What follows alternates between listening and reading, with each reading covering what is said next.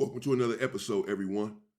The only LA gang that Big U from Rolling 60s truly feared. In fact, they say that the Rolling 60s feared this gang as well. However, they say that Big U says that he knocked out 15 of these individuals. 15 Samoans Big U knocked out. I guess after he knocked out the 30 individuals in Pelican Bay. Let's get into it. Blacks and Hispanics, they get tired of getting beat up by Samoans. Because that's all we know is fist fights. Did you catch this? 100% Samoan. Lift up your shirt, bro. Lift up your shirt. Lift up your shirt, show your tap. Look at that. Samoan. Wrestling with the one dude came and kicked me in the side of the face. Wrestling with the blood filter in my eyes, so I couldn't see. Y'all the same, homie.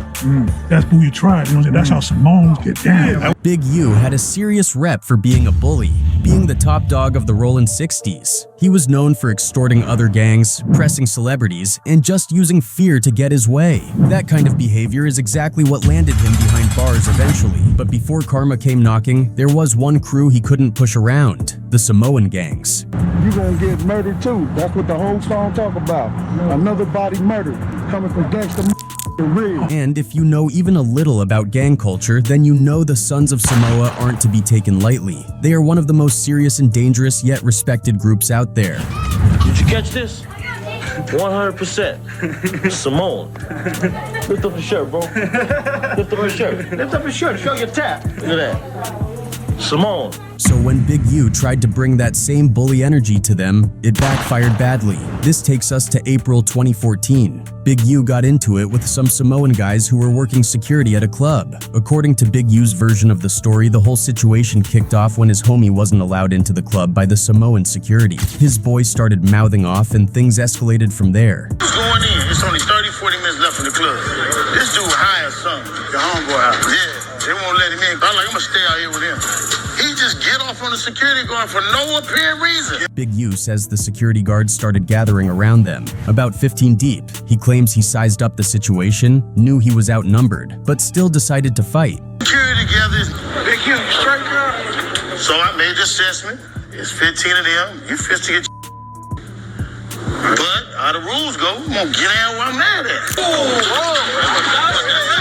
Wrestling with the one dude came and kicked me in the side of the face. And according to him, he held his own against all of them. I think I did pretty good, me versus 15. You know what I'm saying? Other would have said and went back home. That's the difference between Big U and 90% of these motherfuckers. But on I mean, man, what kind of Samoans were these? Because these individuals are usually humongous. Not that size is everything, not that size matters like that, but it does. It does. I'm taking Shaq over Kevin Hart every time. I'm sorry. And if it was 15 of them, they're at least the size of Big U, some of them much bigger. I mean, these must have been some weak individuals. He was able to just hold his own. Out of 15 huge Samoans, none of them can get him on the ground, and he just held his own against 15 of them. Okay. Right, big fella. honestly, not many people believe that story. First of all, it's the Samoans we're talking about. Nobody's buying that one guy. Even someone with Big U's rep took on 15 Samoans and came out clean. Especially since after the fight, Big U was seen with a bloody face, one eye swollen and bleeding. Dude looked rough. Even his own son was pissed about how bad he looked, which pretty much told everyone who really caught the beatdown. Oh, y'all hit him like that? It's a grab thing. Hold up, you back up. Back up. So a lot of people think Big U made up the whole "I fought them all off" angle to protect his image, especially since he was always hyping himself up as one of the Rolling 60s top fighters. I was a squabble in the hood. I squabbled everything. So I would say me. That whole incident also got people talking about the clear differences between Big U and the Samoan gangs. Yeah, the Samoans are definitely... Damn, that was a quick shot of his eye, what have you, but yeah, that thing was damaged. Blood everywhere, but it was leaking. I don't know about you knocking out, or he didn't say knocking, well, whatever. He handled his own and all that. Yeah, I don't know, dog. It didn't really sound right to me from the beginning. 15 to anybody. 15 Samoans? Good luck. Good luck. I don't think I can stand a chance. I'm done. 3 of them I might be done. Hell, 15? Knock it off. But okay. But I don't know. Maybe I should go back to that clip of that eye right there, man, because it was quick. Let's see, man. That thing did not look good, dog. Tell you that right now. See if we can find it. See if I can stop it where it's at. Let's go back. That whole incident also got people talking about the clear difference. Look. It was eye right there. That's him. That's Big U. That's his eye right there. Whoa, blood coming all down his face. He leaking. His eye. Yeah, it don't look good, dog. Differences between Big U and the Samoan gangs. Yeah, the Samoans are definitely feared, but they're also respected. They carry themselves with honor, look out for their community, respect their people, and even try to uplift the weak and steer the youth away from violence. What we want to advocate is the colors. We want to leave the colors for the next generation, right? You want to leave the colors alone.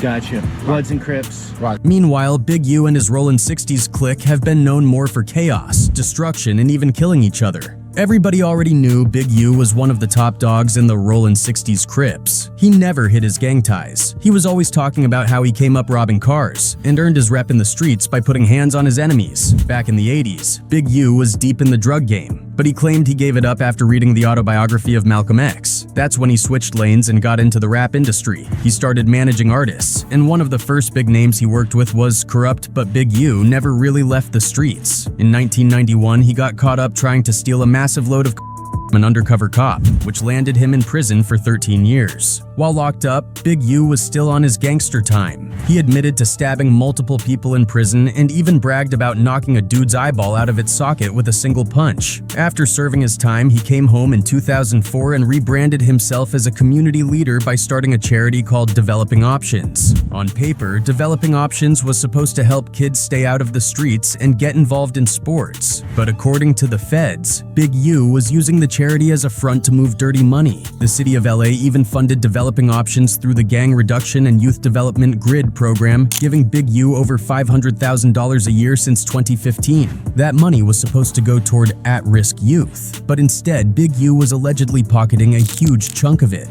Funding a South LA-based charity, Developing Options, which purports to help at youth risk escape gang life and escape the perils of gangs in high crime areas. And it wasn't just government money. Even celebrities got caught up in the scam. According to the indictment, Draymond Green and Shaquille O'Neal both donated $20,000 each to Developing Options, thinking they were supporting a good cause. But instead of helping kids, Big U allegedly transferred the money straight into his personal accounts. Mr. Henley is accused of embezzling donations made by celebrities, professional athletes, and businesses to his charity, Developing Options. Some people got scammed out of money. Others got hands put on them. One of the wildest stories in the indictment involves boxer Adrian Broner. Back in 2019, Broner allegedly set up a high-stakes dice game in LA, inviting a bunch of NBA players. The problem was that Broner and his crew were using trick dice and ended up finessing millions from the players. When Big U heard about it, he wasn't happy, not because of the scam itself, but because Broner didn't check in with him first. So Big U sent his crew to rough up Adrian Broner. After that, Big U took the money Broner had stolen from the NBA players and gave it back to them. But of course, it wasn't just out of the kindness of his heart. He allegedly made each player pay him $100,000 in exchange for getting their money back. And according to an FBI informant, this wasn't just a one-time thing. A lot of NBA players and celebrities would check in with Big U to make sure they were safe at parties, games, or advertising shoots. Anyone who didn't check in risked getting pressed by Big U's crew. Big U even once said, "If I don't pick up the phone, that could mean death for somebody." The indictment also reveals that Big U was shaking down weed dispensaries, forcing them to pay him $25,000 a month just to operate without problems. One dispensary owner couldn't afford the payments anymore, so Big U sent his goons to rob the shop. Armed men stormed in, stole cash and a bunch of weed. Then later that same day, Big U called the shop owner to his house. When the owner showed up, Big U had all the stolen money and product laid out on the table and told him, "That's how you rob yourself." Then, just to add insult to injury, he made the guy pay him another $10,000 to avoid getting robbed again. But Big U wasn't done yet. He wanted to rob more dispensaries. He told the same shop owner to help him set up other weed stores, promising him a cut of the money. As proof of how serious he was, Big U even handed the guy back some of the money that had just been stolen from his own shop. Now, on the flip side, we have the Samoans. Like we mentioned earlier, these guys weren't playing around. They were known for being one of the most serious and dangerous gangs out there. The gang, known as Sons of Samoa, SOS, got its start back in the mid-1980s in Long Beach, California. Over time, though, their reach expanded way beyond that. By the 1990s, they had spread to Hawaii and across various parts of California, including key areas in the Bay Area like San Jose, Oakland, and Hayward. Incidentally, these were the same cities where members of the Samoan family lived, which only added to their deep connections and influence in the region. The police in Washington state had a lot to say about the SOS gang and their reputation. They were well known for using intimidation tactics to get what they wanted. Extortion was also a common move, and they weren't shy about pulling off drug ripoffs or even committing homicide when things escalated. What kind of weapons do the gangs use? Your gang, for example. 38, 22, 357, 9, AK. Yeah. This is an older video right here, an older clip right here. This talking on the internet dates back. This is not new, talking on the internet. What kind of guns do you have? 22, 38. What kind of guns does your gang use? 22s, 38. Damn. Man, we ain't got no guns. We don't use guns, man. What are you talking about? Jeez. It's pretty heavy sort of artillery. These guys weren't the type to back down from a fight either. They'd throw hands with just about any gang that crossed their path. Their most common rivals, though, were the Tongan Crips gangsters, which only added to the tension on the streets. When it came to their image, the SOS gang used a few specific symbols to represent themselves. One of their most recognizable signs was the Seattle Mariners logo, which they'd use on hats or clothing. They also had unique hand signals to show affiliation. These weren't just for show. These symbols carried weight, especially in gang-heavy areas where every sign and symbol sent a message. According to Long Beach detective Norm Sorensen, who spoke to the Los Angeles Times in 1990, the Sons of Samoa had a reputation for being an incredibly tough group, especially when they had been drinking or were under the influence of drugs. Sorensen explained that their tolerance for conflict was basically if someone so much as looked at them the wrong way. A fight was almost guaranteed to break out. He described them as the type of gang that would fight at the drop of a hat, and their unpredictability made them even more dangerous. Their violent reputation wasn't just talk either.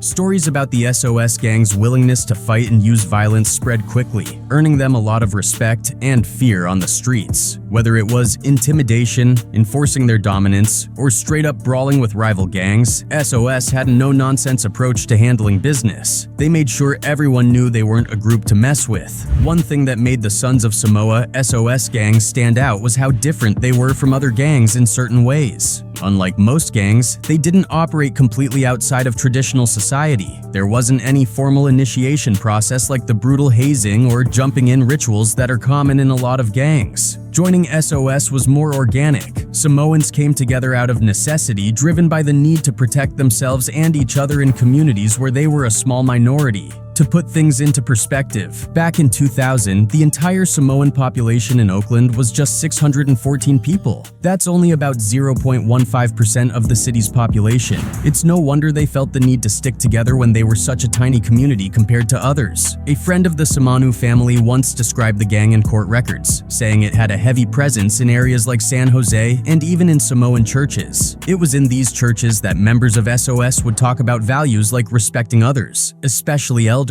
A big part of Samoan culture. But outside of church, it was a whole different story. The same guys who were preaching respect and community inside those walls would show a much darker side when they were out in the streets. I won't hesitate to shoot anyone. You might? No, I wouldn't hesitate to shoot anyone if they come and mess with me. Interestingly, despite how bad SOS could be at times, not everyone saw them purely as a criminal gang. For some, especially other Samoans in the area, SOS was more like a social club that brought the community together. It wasn't just about crime. He said he would not hesitate to shoot someone, but I mean that's a lot of people. That's a lot of people in the gang. You know, the headline here is "Meet the only LA gang Big U and the Rolling 60s truly fear." So they're saying that. Now I don't know about him, you know, doing damage to 15 of them during this fight. Looks like he was damaged himself, Big U. I didn't see the other ones that fought him or whatever, or that attacked him. But as far as them fearing the SOS or Big U fearing them or the Rolling 60s fearing them, I don't know. I've never heard that. I've never heard about that. Crime. It was about fostering a sense of ethnic brotherhood and looking out for one another in a world where they felt outnumbered and overlooked. For many, it was less about being a gang in the traditional sense and more about having each other's backs in a hostile environment. In the Bay Area, the Sons of Samoa operated a little differently compared to many other gangs, especially when it came to the infamous color wars that defined so much of gang life in places like Los Angeles during the 1990s. While the Bloods and Crips were going at it full force in LA, SOS in the Bay didn't seem to take those rivalries as seriously. They weren't as focused on the traditional red versus blue battles that defined so many street wars. Instead, their focus was more about their own alliances, survival, and controlling their territory. But that doesn't mean they weren't dangerous. In fact, their willingness to adapt and align with other groups when it suited them made them even more unpredictable. For example, federal prosecutors in San Jose revealed that a subset of SOS operating out of Monterey, California, had formed an alliance with a local Norteno crew called the Murder Squad. Together, these groups weren't just causing trouble, they were escalating things to a deadly level. In 2017, SOS and the Murder Squad reportedly teamed up to target rival Sereno members. They weren't just making threats or getting into small scuffles. They were actively working together to take out their enemies. In one case, they collaborated on a planned murder of rival Surenos, showing just how tight their alliance had become. They even carried out drive-by shootings, with reports detailing how they fired multiple shots from a revolver into a Hayward home where Sureno members were staying.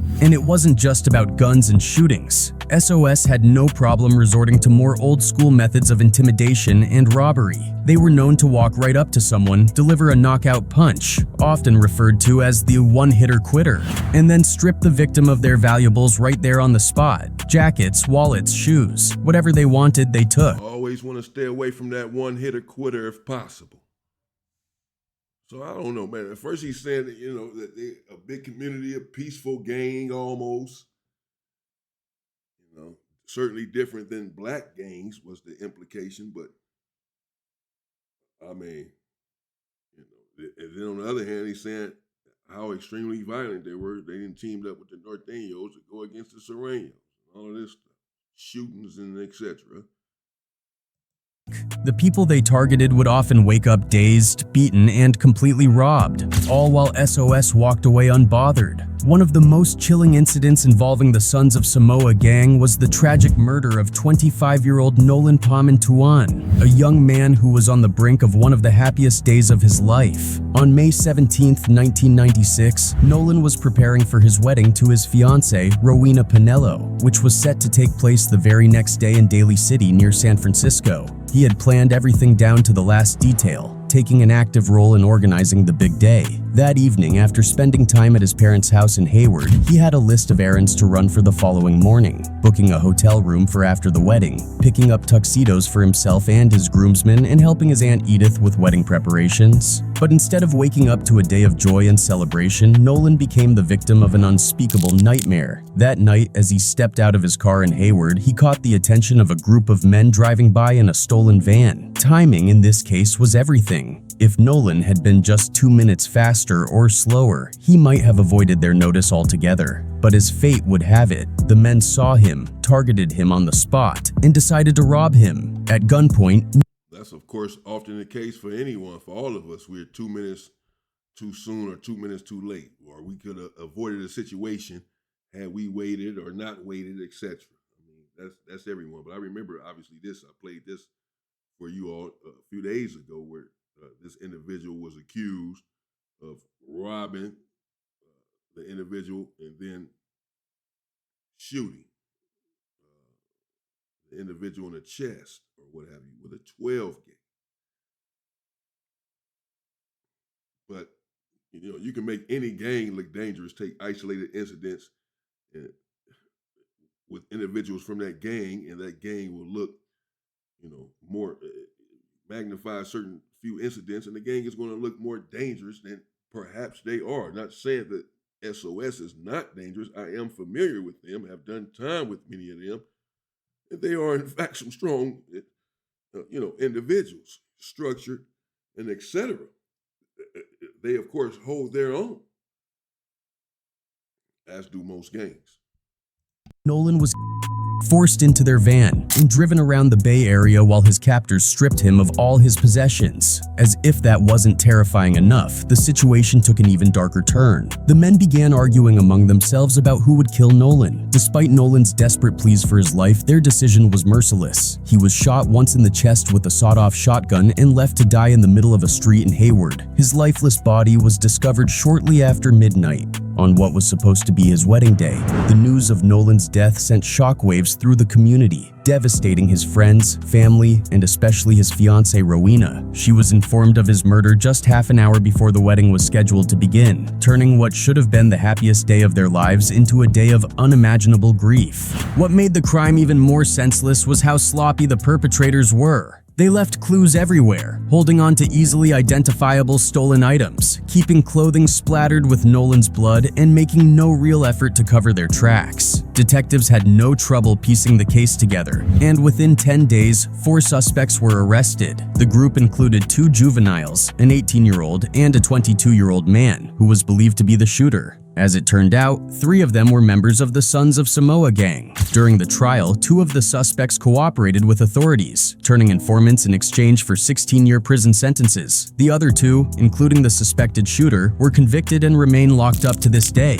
Yet, despite their reputation for violence, stories have surfaced over the years that paint a more complicated picture of the gang. Some say SOS wasn't all bad and that there were times when they stepped up to help people in need, sometimes even those who weren't affiliated with.